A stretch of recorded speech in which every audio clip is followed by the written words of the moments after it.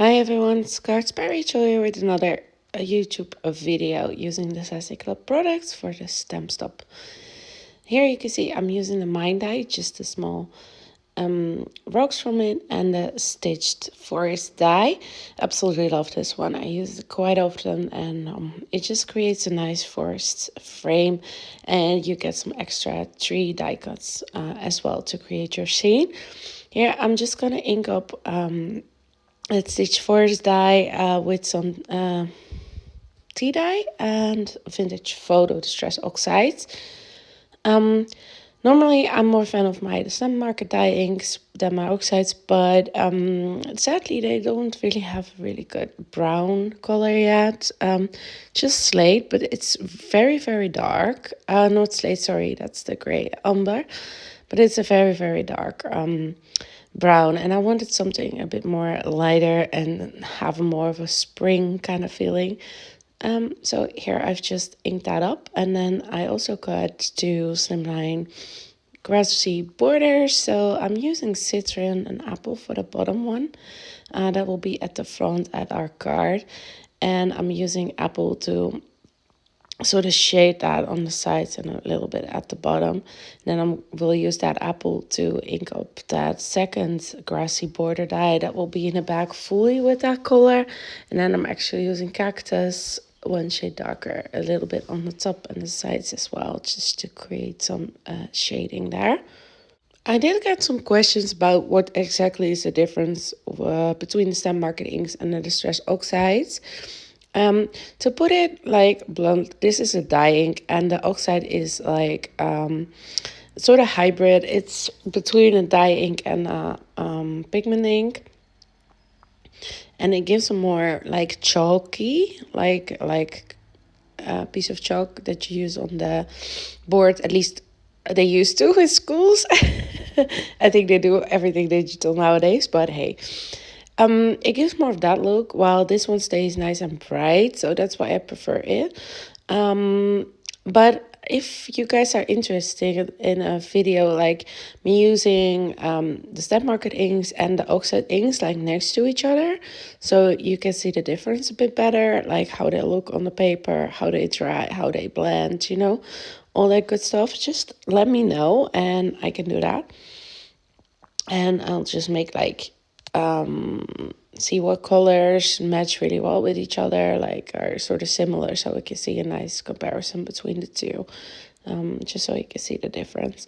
I must say that oxides do blend a little bit easier. This one, dye inks, I always feel you have to work a little bit harder for, but that's my opinion. I know some people find it the other way around, but I still prefer the look of this, so I don't mind working just a little bit harder. Like, it's not difficult to plan, don't get me wrong, but oxides are just like super easy to blend compared to other inks. So that will be a tough thing to beat, to be honest, but I just prefer the look of this one. But I will do side-by-side video so you guys can really see the difference. Don't hold me to the timeline on that, because my grandma is actually in the hospital at the moment, and she lives like a 3 hour, sometimes 3.5 if traffic is bad, drive away. So I'm going in between. I'm trying to get content out for everyone and for our webshop, of course. So yeah, I'm a little bit sad about that, but yeah, we'll see how it goes from now. Normally I would have a video next week using the Ka-Chow stamp set, but we'll see if I can find the time to do that. Otherwise it will be up later, of course. Here I'm just adding some splatters, some gold ones from Spellbinders to our ink background pieces. I always love a bit of shine, glitter, so the gold would mix really well. You can see that stitch forest die, and I already colored 2 of the trees I die cut with my Olo markers, and I'm just showing you my third one. Normally I work from dark to light, but for this one I want to add texture and it's a full white die cut. I usually go from light to dark just to have a bit more coverage basically. So yeah, You can see the numbers I'm using on the left, so the G8, and then I'm going to use the G490 to add a bit of shading, and then go back with the G8. And then we'll go with the G390 to add like some flakes to it to give the tree a little bit more of that texture. I believe I said Olo markers. I'm using my Ohu markers this time. I try to sort of like switch it up. If one video I'll do my Olo and the next one I'll do Ohuhu markers. So, everything. Yeah, I switched up basically so everyone can more follow along, because I know a lot of you guys have the Ohu markers actually. So I understand you guys preferred seeing those, and I find them really good markers, especially quality and price wise.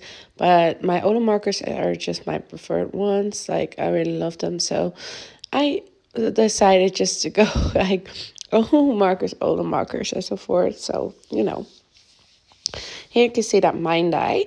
I already called it the big rock, and we'll do the small rock together. Just to give you a feel how I do that. I also go light to dark here actually. That miner is really cool. Like, yeah, you can make a mine. You can also make it an ice cave, for example. So, and these small little rocks that Sandra from the Zest Club added, I feel like a very versatile to use in like a lot of scenes. Like now I'm using it in a forest scene, you can use it in a snow scene, in like a desert scene. Just, let your imagination run wild, I would say. I actually don't think I told you guys we're working with a Dear to My Heart stamp set. The cute deer and rabbits fandom. I just showed an A to C that I made. I use it as an example card on our next expo, but I also find it nice because I looked up how the deer looks in the fandom, just because you know how it looks, but then you start coloring and I start doubting myself basically.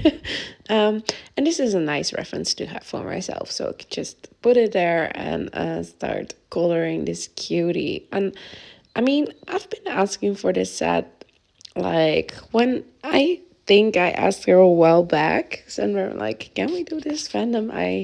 It's one of my favorites. And I love deer stamps in general, like from other brands as well. Like, if it has a deer, then I want it, basically. So, I'm very happy to have this out now. And this is my third card with it.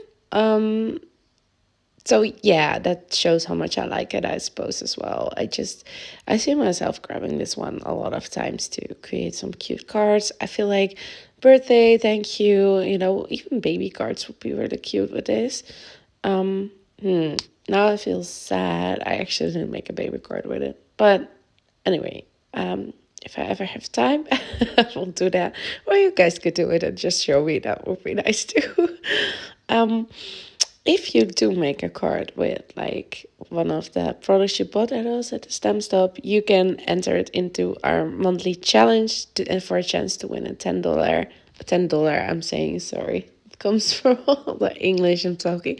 A €10 gift card to the stamp stop. So all the products I'm using today will be listed below, of course.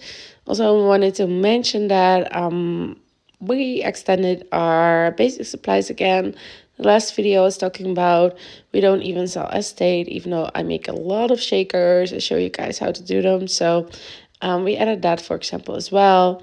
And you see me use like the brush silver, brush gold, brush white, brush black cardstock a lot in videos because I love it. From Spellbinders, we also now have that in stock as well. So, and my glue with the cute little bear that I love.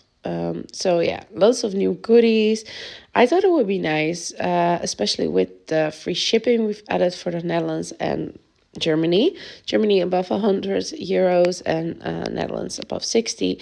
And for a lot of other countries, you actually, it's not free, but we did like lower the shipping costs for your order. If you want to see exactly how much you need to spend to get that discount, you can check our shipping policy on our web shop and it will be all there. And for the Netherlands and Germany, you should see it. When you fill up your card, there should be a countdown to free shipping. So That's also always nice. But don't forget, like in Germany, there's also a discount if you go above 60 on the normal shipping price, and from 100 it's free. But yeah, we thought it would be nice to also add some basic supplies so you can get like more stuff from one shop. It's always nice to save on shipping that way as well. Here I've got 4 more of the stitched forest die just because I wanted some like dimension. I want to be a bit higher and a bit more sturdy.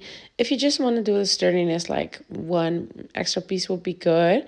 But I also wanted to be a bit higher, and I didn't want to fiddle with all the foam and get it in all those small branches and stuff. So decided to just layer it.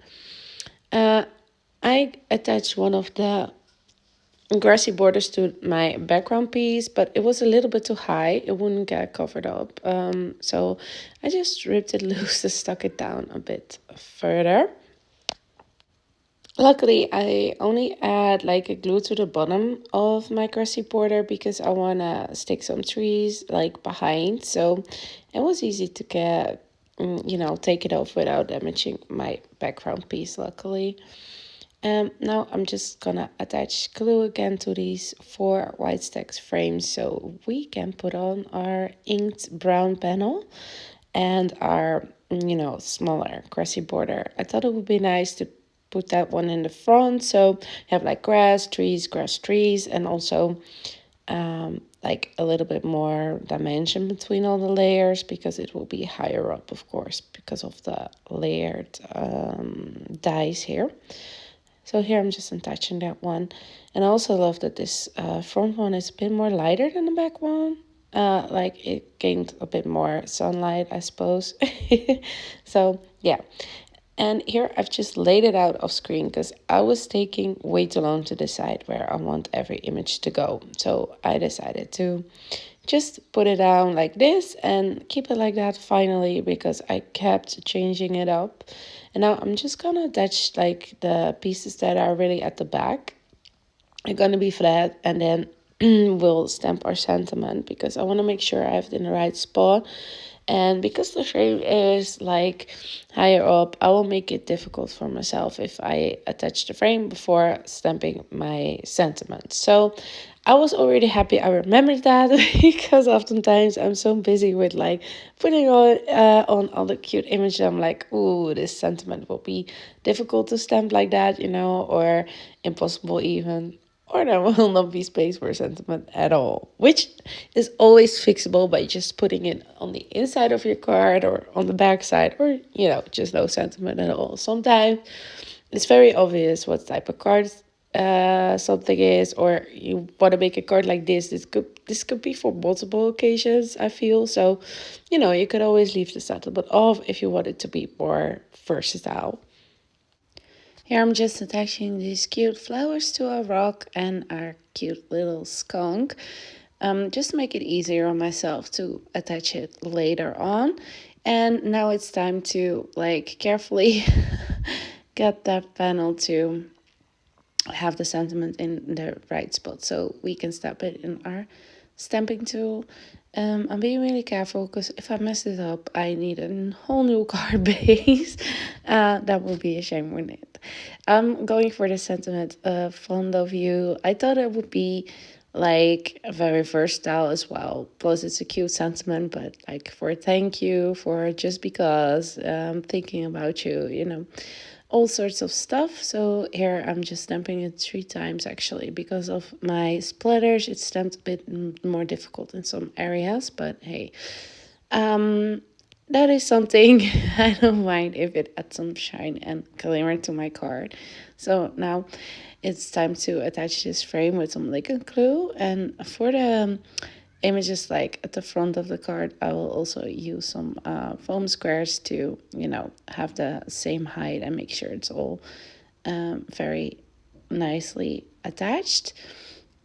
I'm just pressing it down to make sure everything is nicely pressed in, and I'm just using my tweezers to get rid of some of that glue that leaked. It will dry clear anyway, but if it's that visible, I just like to take it off. I just prefer that, but it should dry clear, so it's not necessarily needed. Here you can see me attaching that cute little bush. That's also from the stitched forest die. You get trees, but also this cute little bush, which I thought would be fun to add some more greenery at the front as well, just to have it a bit of a mix and match between the rocks and all the greenery that we attached. Here you can see me laying out the other images again, just to make sure they're in the spot that I want them. And again, using those foam squares to make sure they are nicely attached. This cute little grey rabbit is, he might be my favorite character from this fandom. The deer, of course, as well, but this grey rabbit is just amazing. He is so fun. So what is your favorite character from this fandom? Let me know. I'm very curious. The deer comes in 3 different